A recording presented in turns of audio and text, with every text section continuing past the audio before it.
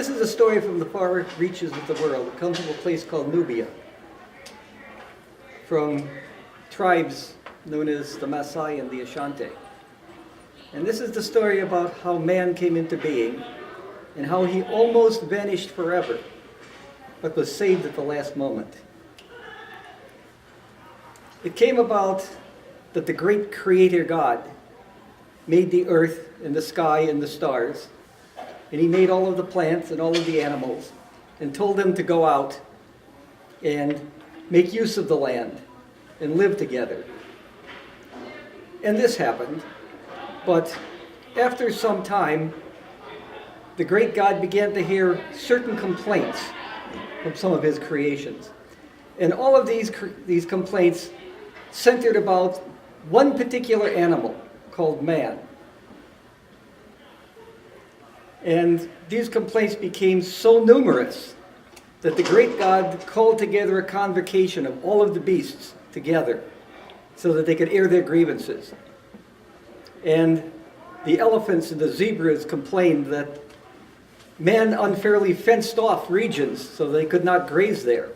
And man said, well, we don't have the ability to wander as wide and freely as you do. We have to protect our crops where we are. And the elephants complained that man was diverting water from the streams to water his crops. And man said, well, what else could we do? We have to protect them in place. And this went on and on and on, and I will skip over the long and lengthy part of this.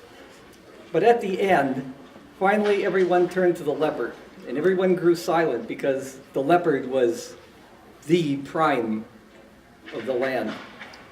And the leopard stood up and said, I do not see any use for this creature called man.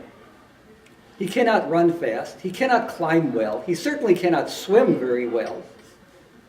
His sense of smell is awful. His sense of seeing in the daytime is not very sharp, and at night it's abysmal.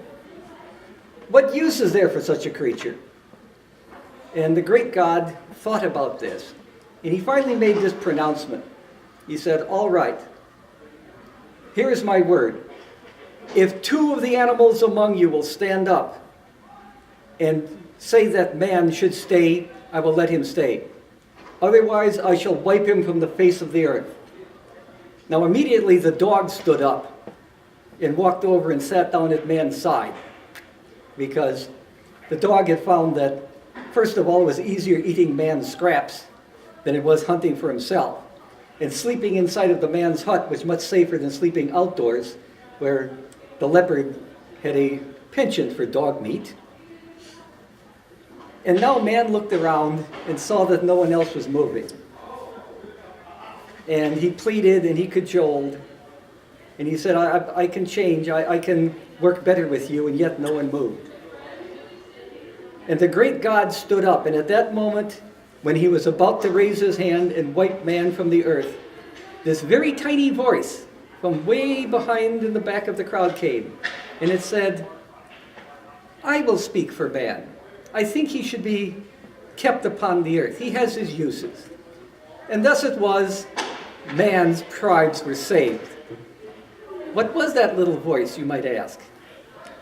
That, my friends, was the mosquito.